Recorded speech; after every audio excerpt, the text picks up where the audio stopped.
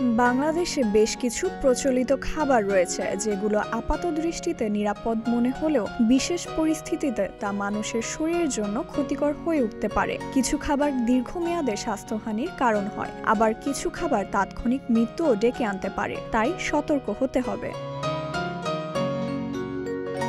পটকা মাছ।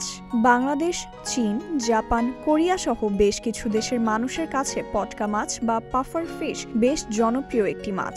এর শরীরে থাকে বিষাক্ত টিউরোটক্সিন নামক উপাদান, যা সায়ানাইডের তুলনায় বহুগুণ বেশি কার্যকর। পুষ্টিবিদদের মতে এই মাছ খাওয়ার আগে দক্ষতার সঙ্গে মাছের শরীরের বিষাক্ত অংশটি আলাদা করে ফেলতে হবে, নয়তো মৃত্যুও ঘটতে পারে।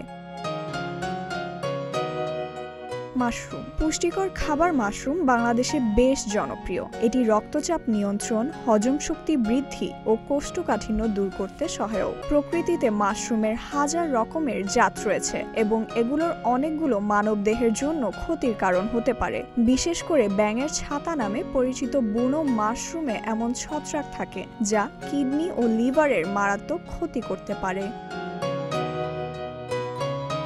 টমেটো। টমেটো গাছের পাতা এবং কাণ্ডে অ্যালকালাই থাকে, যা পাকস্থলীর জন্য ক্ষতিকর হতে পারে। কাঁচা টমেটোর ভেতর এই উপাদান থাকে বলে মনে করা হয়, তাই টমেটো ভালো করে রান্না না করে কাঁচা টমেটো খাওয়া উচিত নয়, কারণ বেশি পরিমাণে কাঁচা টমেটো খেলে যে কেউ মারাত্মক অসুস্থ হয়ে পড়তে পারেন। আপেল। আপেলের বীচির ভেতর খানিকটা পরিমাণে সায়ানাইড থাকে, ফলে কারো শরীরের ভেতর যদি বেশি পরিমাণে আপেল বিচি বা বিচির নির্যাস প্রবেশ করে তাহলে তা তাকে মেরে ফেলার মতো সায়ানাইড তৈরি করতে পারে। ক্যানজাত খাবার। প্রক্রিয়াজাত বা ক্যানজাত খাবার এখন ব্যস্ত জীবনের অংশ হলেও মানহীন কাঁচামাল বা ত্রুটিপূর্ণ সংরক্ষণ প্রক্রিয়ার কারণে তা ক্যান্সার, ডায়রিয়া ও অন্যান্য দীর্ঘমেয়াদী রোগের জন্ম দিতে পারে।